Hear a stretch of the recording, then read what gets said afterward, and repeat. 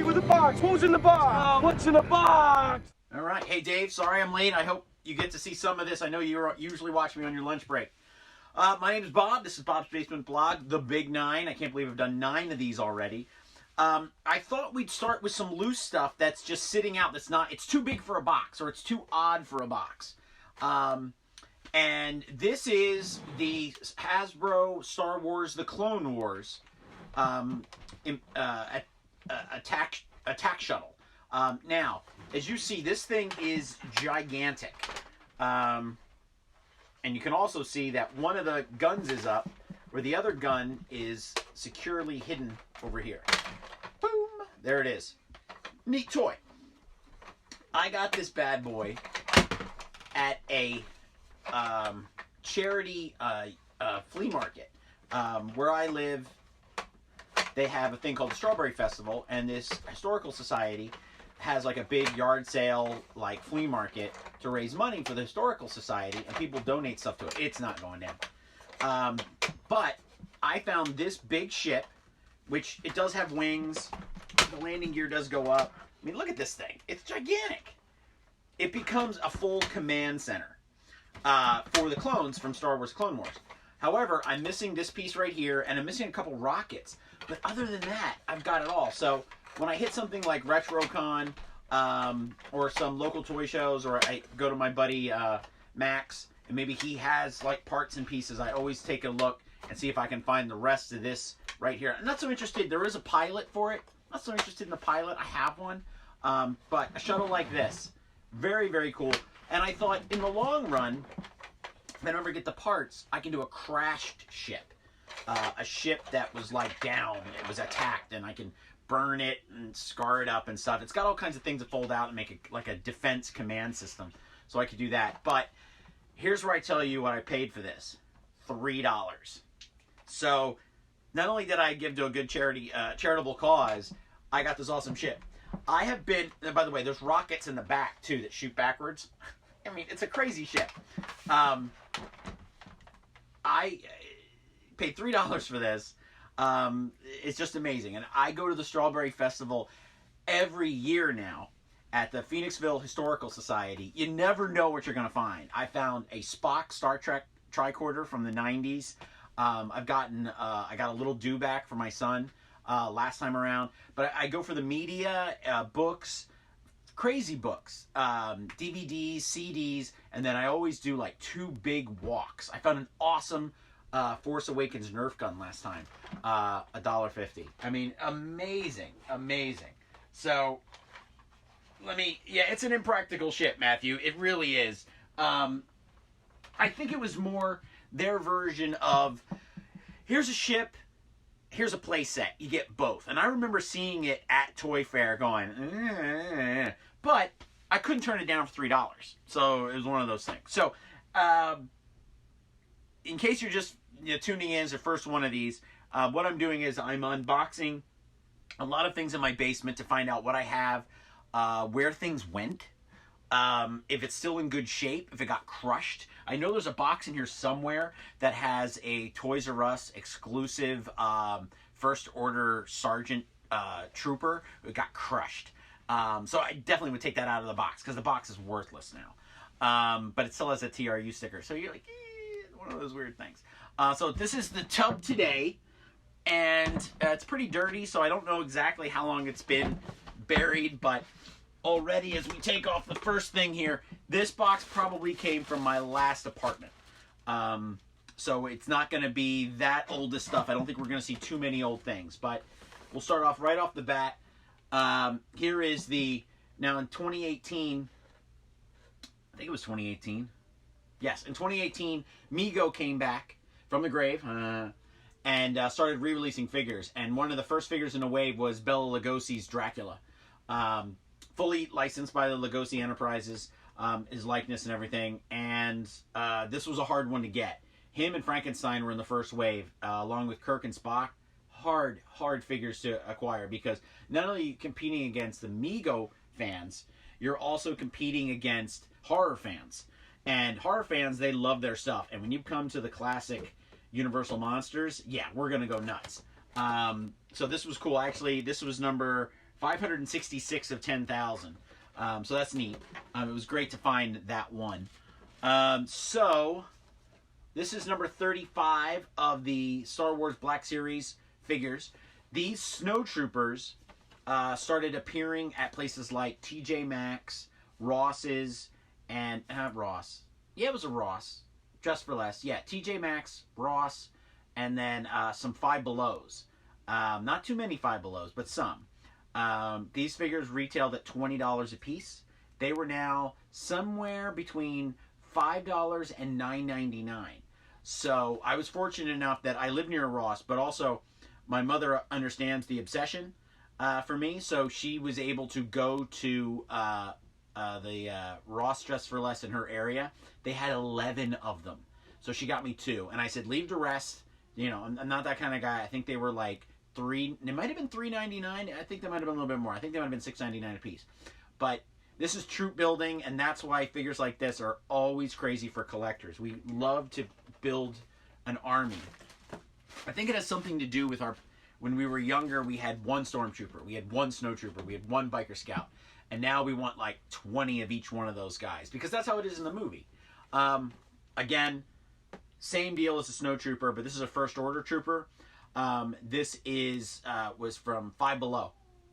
Couldn't resist Five Below. I have seen this figure since I think I have 2 or 3 of them now, and I know I have one open for sure upstairs. Every time I saw one, I was like, I put it back. I can't troop build too much.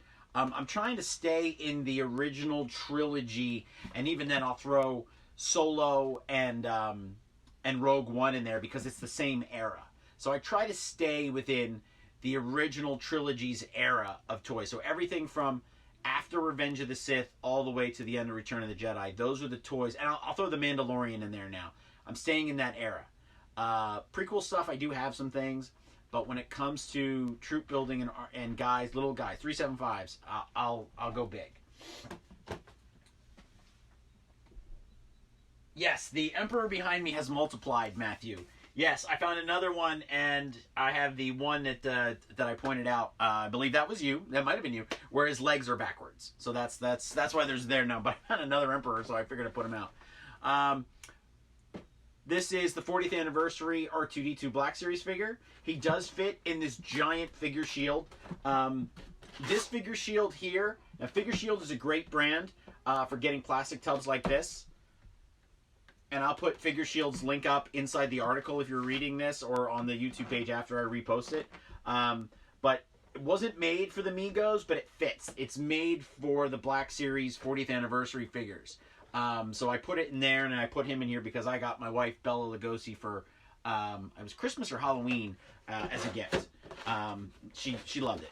So here's a loose figure. Now this is a weird anomaly, and I'm trying to get the name. Okay, this is made by Mediacom Toys. So, Mediacom Toys did a full run of Planet of the Apes figures. And this is actually the statue of Lawgiver that you see at the end of Planet of the Apes 5. You see it real quickly in 1. You see it in 2, like falling with blood coming out of his eyes. It's just a statue in the film, in the series of films. But Mediacom, for whatever reason, they made Planet of the Apes figures. I'm guessing it was around the time of the Tim Burton film. Yep, around the Tim Burton film. So, but they did all original figures. Very poor points of articulation, but if you look at it, it's a fantastic figure. I mean, this is a statue. It shouldn't have any points of articulation, yet his head moves. I do have 2 gorillas. I have a general and a sergeant. They're both great figures. I had Dr. Zayas at one point, but I gave it to a friend of mine because he liked it so much. And these figures I found at a flea market called Zern's down in Boyertown. They were like $3 a piece, and I grabbed all 4 of them that I could find. I wish I would have grabbed, well, I grabbed the 4 that I wanted, but I wish I would have grabbed the rest of them because they had Taylor, they had Zira, and I just wanted the gorillas and him and Dr. Zayas, and now I wish I would have grabbed them all. But these are great. I usually put him somewhere around Funko. I'm sorry, not Funko. Super 7 has since released Planet of the Apes figures in the 375s, and I usually put him out there. Even though they have made a Lawgiver, I always put this Lawgiver out. And I do have all his parts. He used to sit on my desk. But here is the Lawgiver little thing. Those little scrolls. So, yeah, this tub isn't from too long ago. Like I said, I just moved, which is one of the reasons why everything's so stacked up in here. So, here is the Diamond Select Pumpkin King. Now, this just came out in 2018, 2019. We just got this, 2018. This is all cloth. I think you can actually open this. There's little daggers here on the side. So you open this up, and you can see what it looks like inside. So I'll hold that up there. Really, really nice. The wife and I love this. We actually have the Diamond Select action figure of this that they released a couple years ago, but he's starting to get a little loose. So it's nice to actually have this one that we can upgrade. So he'll probably go out into Halloween and Christmas stuff. More Halloween, this guy, when the time comes. And what else we got in here? Okay. That's odd. So, oh, here we go. So, as I said, just moved. So this tub is relatively new. Here is the Screaming Werewolf Mego figure, made, fully endorsed and supported by the Lon Chaney Entertainment. This is 3,081. So I have 2 or 3 of these. I actually opened one and I have it for review on YouTube, and it's fantastic. The wolf feet are great. Here is the Frankenstein. He is 1929 out of 10,000. So I do have, this is my carded Frankenstein. I do have a loose Frankenstein for photos and stuff. Great figure. And again, endorsed by the Karloff family. So, is it? It should be. It's his face. No, maybe not. Maybe not. Maybe not. Nope, didn't see the Karloff thing on there. So, this was the first Star Trek Mego, modern Star Trek Mego I got. He's 779 out of 10,000. And this is the Romulan Commander. And I think it's great because the Romulan Commander, I don't know if you can see his face. Romulan Commander was actually played by Mark Leonard, who would go on to play Spock's father in the series, in the same show. You know, it wasn't like syndication is that you could see it over and over again. This was until years later. So when he shows up again, it's like, oh, wait, what? So he played him with grayer hair too. So it was a nice, interesting casting. So this is awesome. And then I've seen people who have modified this a little bit, but he is the Romulan Commander. It was the first Star Trek one I got. And then, now I know that we had covered that I had the Kirk floating around here somewhere from the original line. Here is Kirk in his, I think it's like his after hours attire or off-duty attire. It's the green shirt.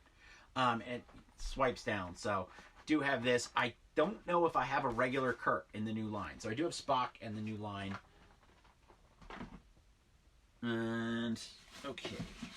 So here are some sandwich bags that I got from when I was at Star Wars Celebration. Why? They were handing these out and I just took them. I'll use them to bag stuff up. So, I don't think we've done a single pop yet. And now we're going to do several in like 5 minutes. I've been trying not to collect pops, but every once in a while I find a pop that is like, like I'm not going to have a figure of that. Like I need something cool. So my wife is a big fan of Korg, who is, I can't say the director's name. It's Tahi Wadaki, something like that. That's his name. Who's in, you know, the director of Jojo Rabbit. He plays Hitler in Jojo Rabbit. Or, you know, so this was great. And now they made Korg holding a video game controller with a headset on. But this was the original Korg figure, and we were like, yeah, you got to get that. And if you actually open it up, I thought it said something somewhere. No, it doesn't. I thought it had a little phrase or something on the inside, but it doesn't. So this was a big deal. We actually on our old TV set for our original show where we would do like a weekly talk show for here at Total Toy Recon, we actually had Korg sitting on set, and Korg's in a He's in our Toys R Us eulogy video. He's actually the only pop that bothered to attend the eulogy. So that was pretty funny. So here's a Lieutenant Ripley. Gotta have a Ripley pop. I'm going to put them back in the box here because we're slowly running out of space around me. So my wife and I are big Labyrinth fans. So here's Sarah and the Worm. So we have that one. I wish I would have gotten Ludo because he's pretty big. He's a 6-inch figure. Some of these pops they stick around, and other pops they just stop making them. So you never know. But this was a cool one, and I thought definitely going to get that. Here is a Porg. There's multiple Porgs. Wings open, mouth closed. There's a whole bunch of variants, and it's interesting how many Porgs they actually did make. So I think we got him on the Force Friday for the Last Jedi. And then the wife got me for Easter one year, she got me Chirrut. And the reason why she got me the pop was you couldn't find the Black Series figure of Chirrut anywhere. So eventually I got the 375. Love that figure. I've used it to a bunch of photography. But I really like the Chirrut for this. And actually there's a couple more that I really wish I had. Because these figures were actually really, really cool.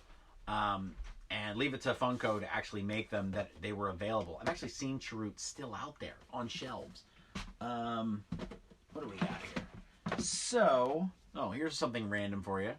So here's a patch from the Call of Duty Expo. This is like 2011, 2012. They gave you a patch at every thing you did at the Call of Duty Expo. So it was for Modern Warfare, the first modern one. There was a Modern Warfare 2. It might have been Modern Warfare 2. And you could play all different things at different stations and video games and have tournaments and Kings of the Hill and everything. But outside, they had a zip line, they had paintball, you could drive the new Call of Duty car. It was a Humvee. All kinds of cool, it was a Jeep. All kinds of cool stuff like that. And then every time you went and did something, when you were finished, they gave you a patch. So the wife did the zip line. I did not do the zip line. I didn't even know where she was initially, and there she was. She did the zip line, so it was pretty cool. We have a bunch of these somewhere. So even if you went to the information desk and asked a question, you got one of these. So I got to put this with the rest of them. I don't know where. I got to find them. I don't know where the rest of them are. So I got some random. They look like Happy Meal toys, and again, I've talked about my fascination with Happy Meal toys. I think they're from. Well, they're from McDonald's, that's for sure. But I'm guessing that they're from Wally. I'm not sure about this one, but these are probably these three here from Wally. So I got these three, and this is stuff that I'll use in world building. Like if you want to go and make like a droid factory, and maybe you put this guy off to the shadows. You put him in the background. You have a Tatooine set, and you want to have just a droid that's off in the distance, just giving you that extra element of something that looks like you didn't make it, but yet it looks like it exists in that world. So that's what these are for. This is something I got from Mezco, and I have no idea what it is. It's some sort of crazy bunny rabbit. Yeah. Random. In this box. The watch isn't in here, but this is a Rogue One watch that we got in a special loot crate. Got the receipts and everything, but the watch is upstairs in my dresser. And then, finally, so this is excavations. And these are skulls from different Star Wars characters. So as you can see, we have Bosk, we have Darth Maul, we have Greedo, we got Jabba the Hutt, we got Salacious Crumb, and I guess there's a Grimorian Guard or something close to it. But what this does is you can see the little skull right there. So you got this little container. There's sand in there, and then you open this up, and it's a mystery box, a mystery toy, and you don't know. Oh, they've got names on them. It's Grimorian, a Rodian, a Trandoshan, a Monkey Lizard, a Zabrek, that's a Darth Maul, and then a Hutt. So you get a Hutt skull too. And then it's got sand in there, and you open them up. Well, as you saw on the tag, $2.50. So initially these were $5 a piece, and I've got 1, 2, 3, 4, 5, 6, and I bought the box which had one for display. So I got 7. So I bought 6 for $2.50 a piece and got 7 out of the deal, and they let me take the box. They didn't care. And this was at Walmart. But why did I do that? Because I'm not really into blind box stuff. One, it's world building. I can use these boxes as crates for my shipping of, like, if I want to make like a spaceport and have these boxes set up So it gives it that extra element. They're made for Star Wars. They're in the Star Wars universe. And then if I want to do something with the skulls, like have like a seedy bar, I can do something of that nature. Or have Tatooine and then have like skulls in the sand of like maybe a Jawa crawler going by. So it's all world building. So this is stuff that, God, I hope one day I actually have the space to do and able to create that extra element. I mean, there's people who make train sets and whole worlds. I want to do that with my Star Wars toys, so that I can have something like this in the shot, have sand, and then that skull for that extra little element that pushes it over at the top. And the neat thing is, when I conceived of this years ago, toy photography was not what it is now. And now, like, you have things like, the dewback, and you can equip him, put troopers around him. The more figures you have, the better it looks. And then you add those extra elements of maybe a troop transport in the background by using a micro machine and setting it just so it's to scale. It's a forced perspective, and it adds to your photographs. So that's it. So a relatively short one today. Not too long. But thank you for tuning in. I'm going to see if there's any questions here. Yay, Star Trek. Yes, Gene, thanks for coming in. And so it's, yeah, okay. So I'd like to thank everybody for tuning in. I'll be back hopefully again tomorrow on noon. I'm sorry I'm a little late today, but the wife, like I said, had to go out and get groceries, and I had to wait for her to come back because I had to watch the little one. So I've really got to bunker down here and start straightening this up because it's getting harder and harder to walk. So thank you for tuning in to Bob's Basement Toy Blog.